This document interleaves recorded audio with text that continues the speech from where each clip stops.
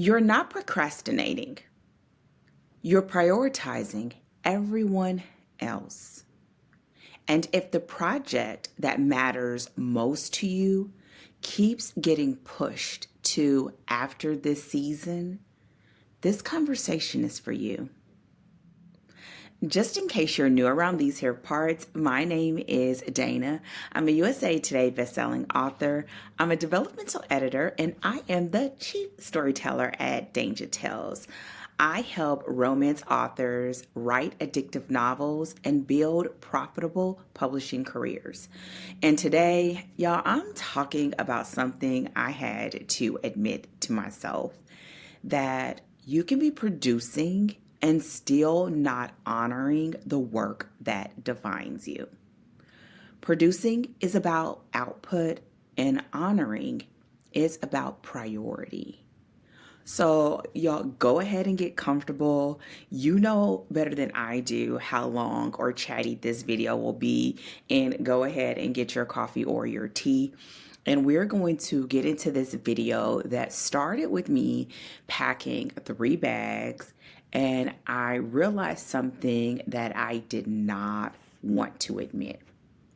So, story time. So, my husband is a website developer, and he works with nonprofit organizations and also solopreneurs with creating a website that attracts their ideal customers and helps them to stay there and find what they need, grow their business, all of that jazz.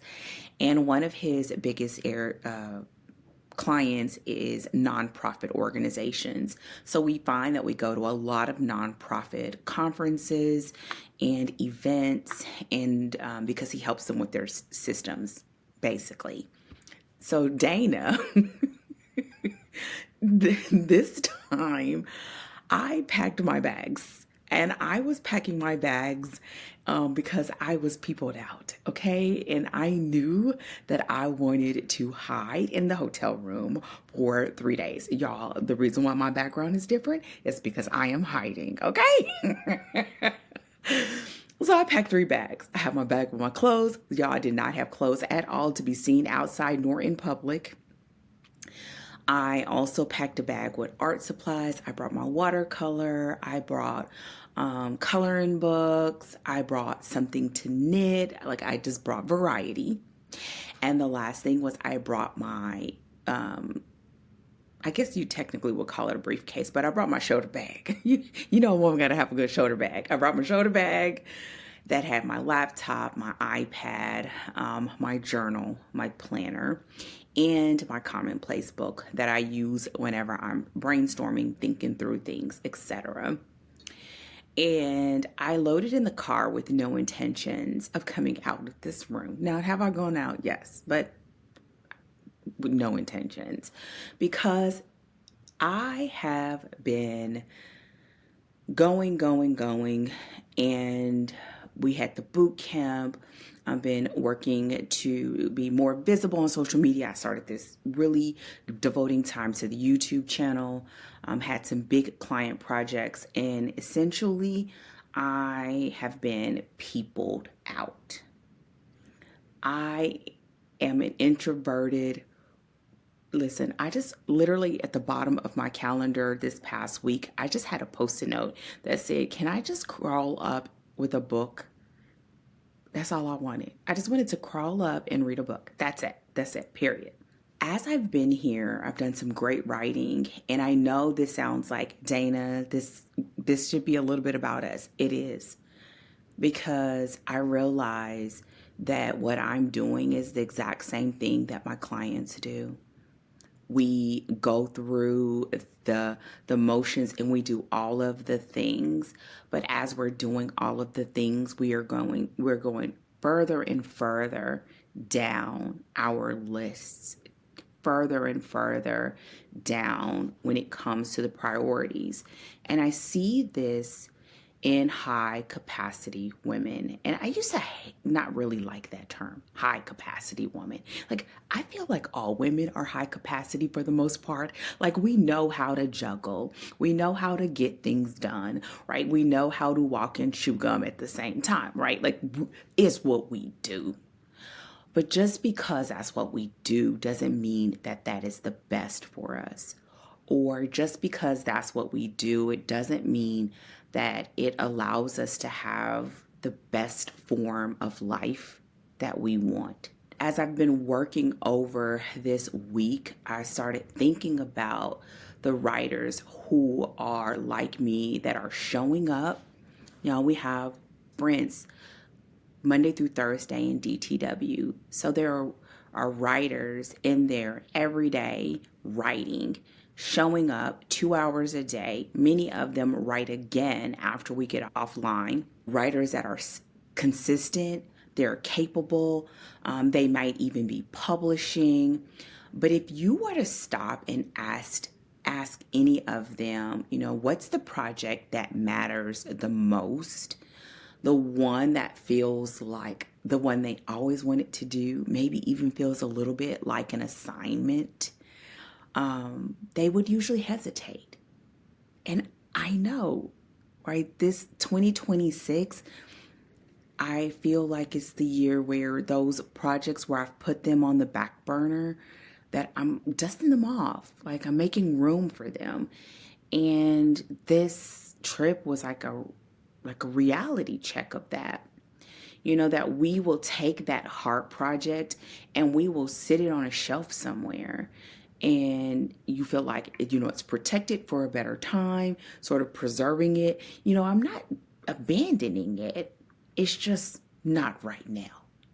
So when we look at that situation and we look at the elements, you will see that you are showing up for your kids, you're showing up for your spouse, you're showing up for your job, you're showing up for your clients, and you don't put yourself on that list. So what does that look like? That you're writing and that you are getting the things done. You are writing your newsletters. You are working on the book that your readers want. And in the back of your mind, you're saying that after this, then I'll get to work on that project. Do you have one of those? Like, after all this, in another season, after I retire, when my kids are out of school and they're out of college, I'm going to do that. That's what I'm talking about.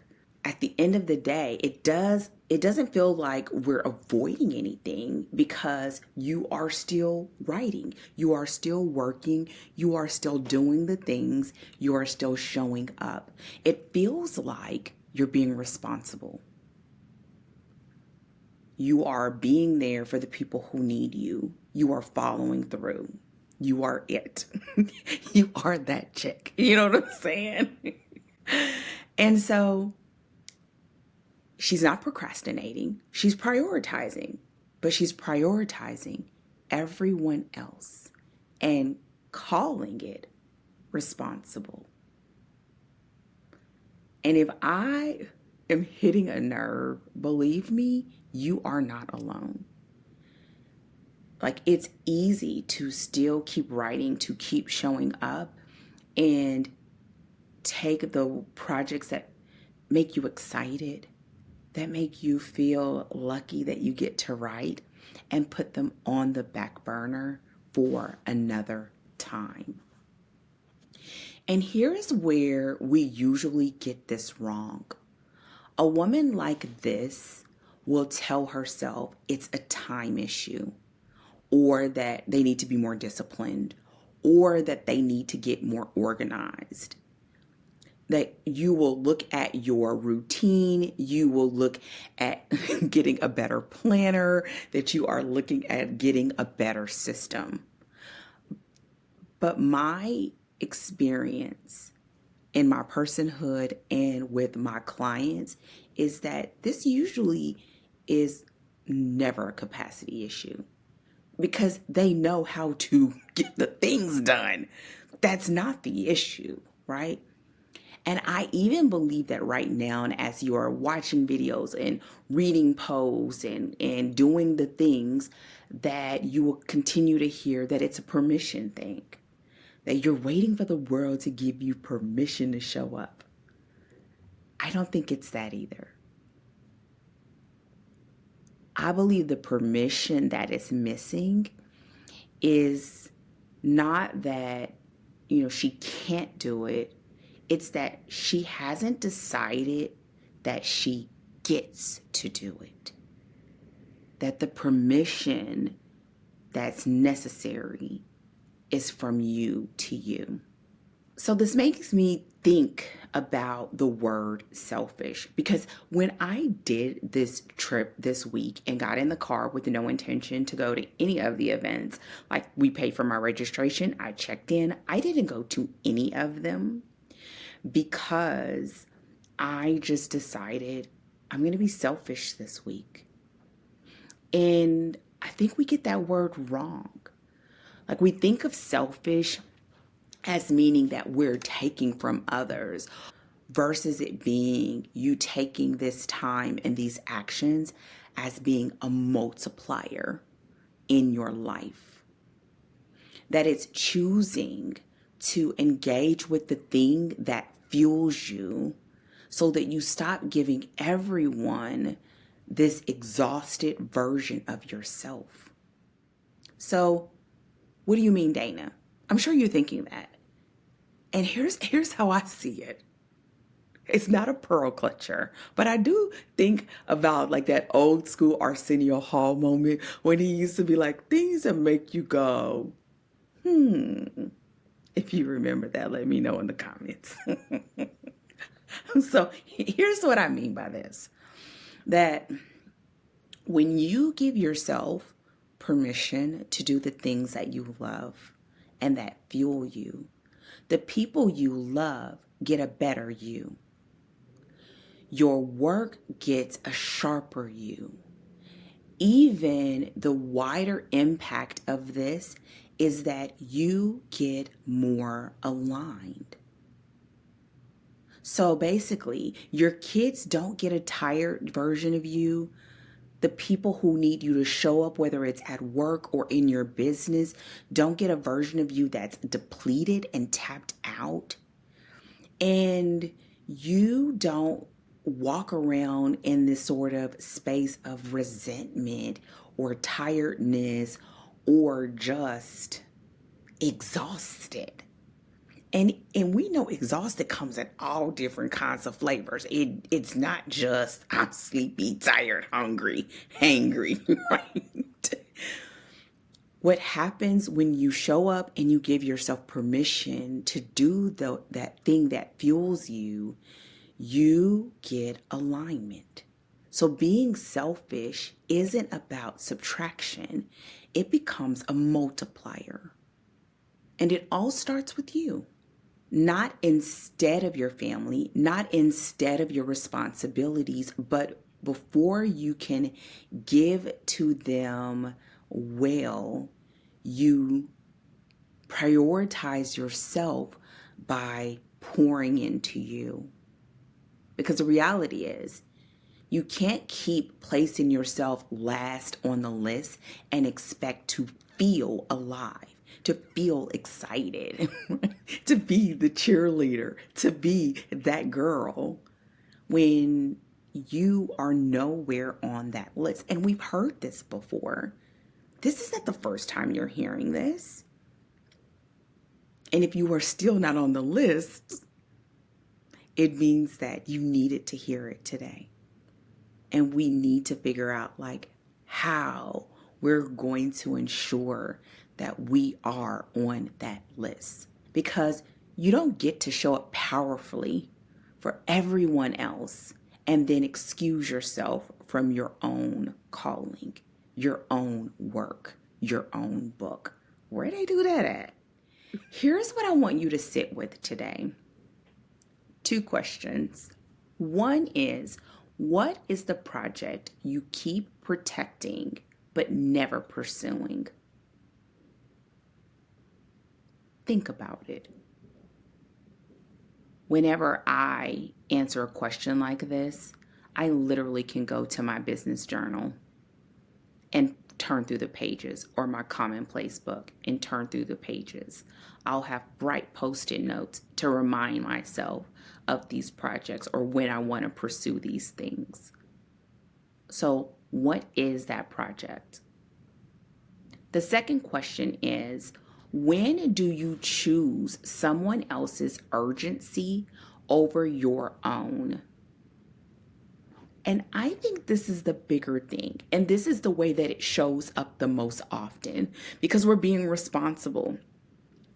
We are, listen, we are following our planners. We are drinking our water. We are minding our business. And at the same time, a part of us is feeling unfulfilled, or a part of us is feeling left out of the conversation. Name the project. Notice the pattern. That is your starting point today. And if you realize that you don't want to keep circling this thing alone, there's more support for you in the description. But for today, I want you to think about it. So where did I end? Where did I end in this week? I got words on the page, but I think more than that, I got insight into how I can do a better job of working on the projects that mean the most to me, even if it means that I'm baby stepping it.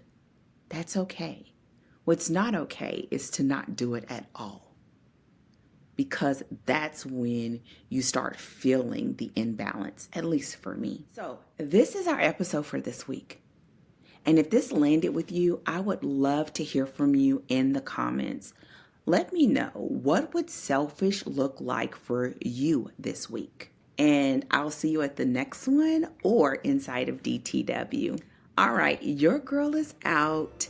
Thank you so much for spending this time with me. I know you have a million things that are pulling at you, so it means a lot that you chose to be here.